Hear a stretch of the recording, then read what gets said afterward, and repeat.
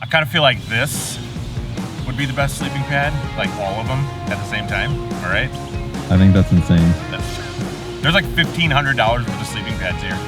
What's up guys, my name is Dan. Today we're talking about the best and the worst sleeping pads that I've used in 2022.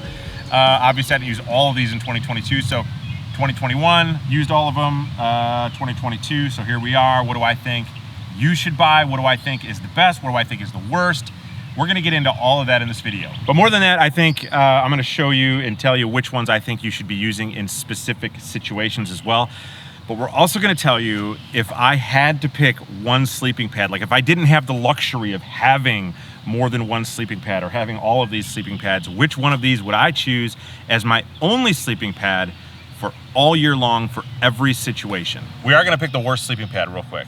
Before we get into that, I wanna talk about how I even came to the conclusion what's the best and what's the worst. I came to that conclusion based off of really three things. The weight of the sleeping pad, the function of the sleeping pad, like what season is it, how well did it sleep, you know, is it warm, is it not warm, and then also the price of the sleeping pad, like what is a good budget sleeping pad? I mean, what am I paying too much for it?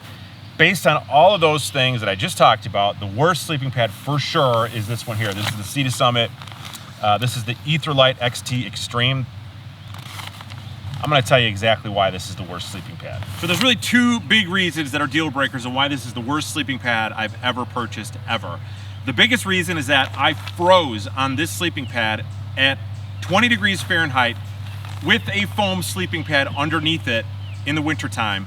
I was directly on snow, but that never should have happened with this. Also, this sleeping pad packs down to an enormous size. So if you've got a lot of stuff in your backpack, this is probably not gonna fit in there very well. It is a comfortable sleeping pad to sleep on though. So if you're into just that, that's fine. And then they also say that this is a backpacking sleeping pad. There's no way this is a backpacking sleeping pad based on the size alone when it's packed down. As a matter of fact, on their website, they used to say it was a car camping sleeping pad, but now they say it's a backpacking sleeping pad, so there's that. This is the KLYMIT Static V insulated sleeping pad. I think this is probably the best budget sleeping pad on the market.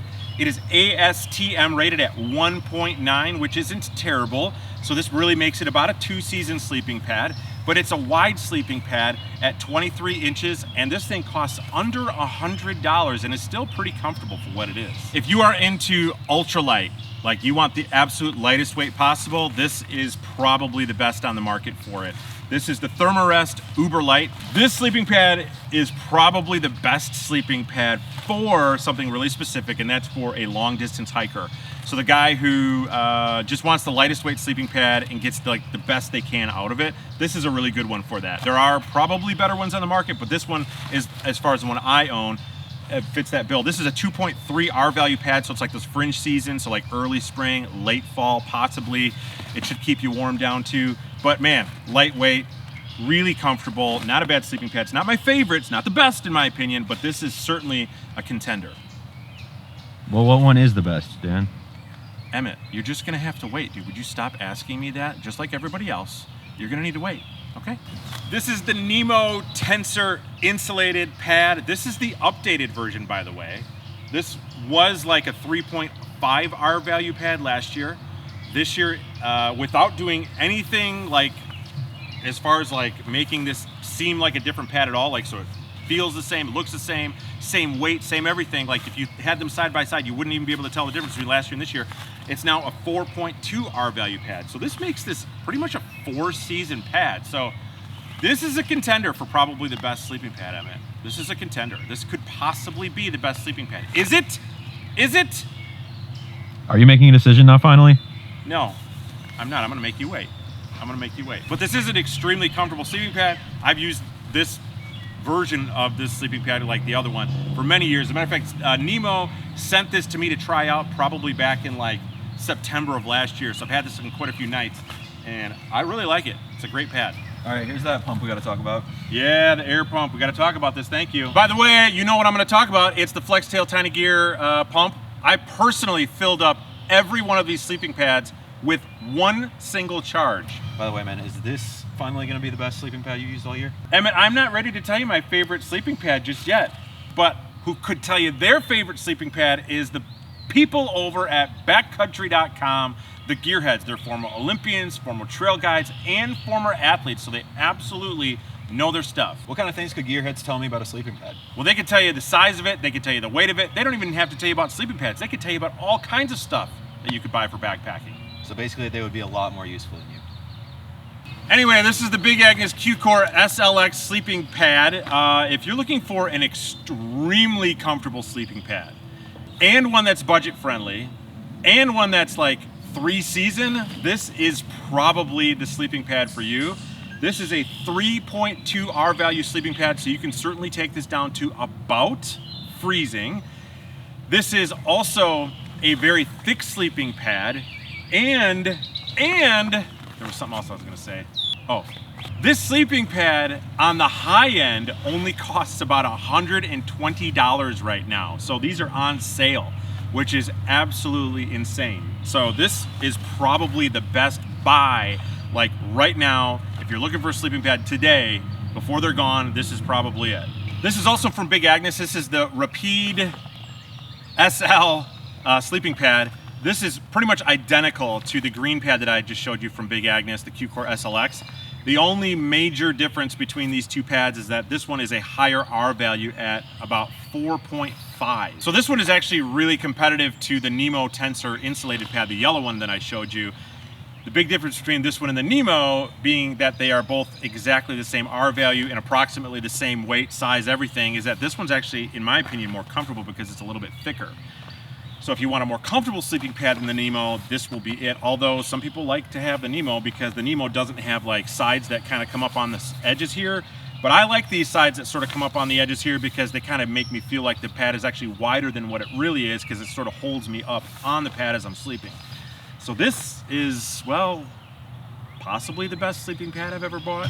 Now this is the THERMAREST NeoAir XTHERM sleeping pad. I have had this sleeping pad for many years. As a matter of fact, it was one of the first sleeping pads I ever used for backpacking.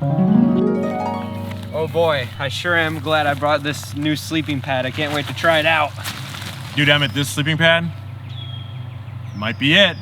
It might be it. This could possibly be the best. Here's why. I'm not saying it is the best. I'm just saying it could be the best, but here's why. This sleeping pad, from what I can tell from my research, has the best warmth to weight of any sleeping pad on the market. This is a 6.9 R value sleeping pad. I have had this pad down to some pretty ridiculous cold temperatures directly on snow and been extremely warm. And because it's so lightweight, you could potentially use this sleeping pad all year long. Now, it's not going to be as comfortable as some of the other pads, but honestly, for what it is, this is pretty awesome. Also, it is extremely durable because the denier of nylon on this is pretty thick. So it's kind of one of those pads that's sort of bomb-proof. You can kind of toss it around and not have to worry about things poking holes in it. All right, man. Made a decision yet? I don't know, man. This is tough. This is actually very, very difficult to do. If it's only one sleeping pad that I can have, I have to make a decision based on that, and money's not an option. I already know it's not going to be the Sea to Summit pad because this is just a piece of junk as far as cold weather goes.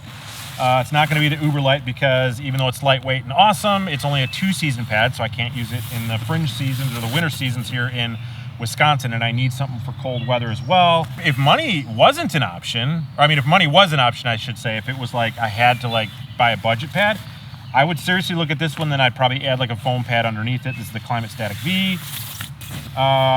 It's not going to be the Q-Core SLX because even though this is a 3-point, I think like 2R value pad or something, it's still not going to get me into the winter seasons. And I only get one pad. So it's not going to be this one.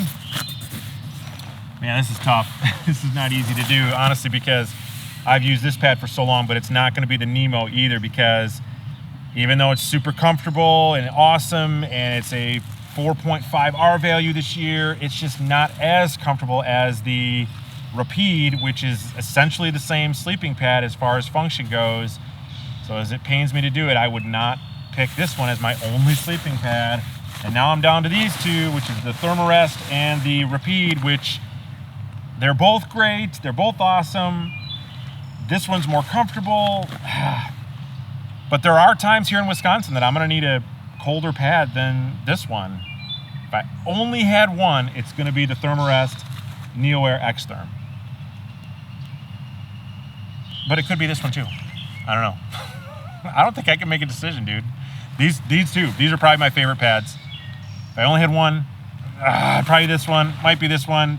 This one I might be able to push it. They're both good. I can't do it, man. I tried. I'm sorry. If you like this video, hit that like button. Also subscribe for more. Hit the bell notification so I can send you a video every time it's released. And hopefully, even though I didn't make a decision, I'll see you on the next one.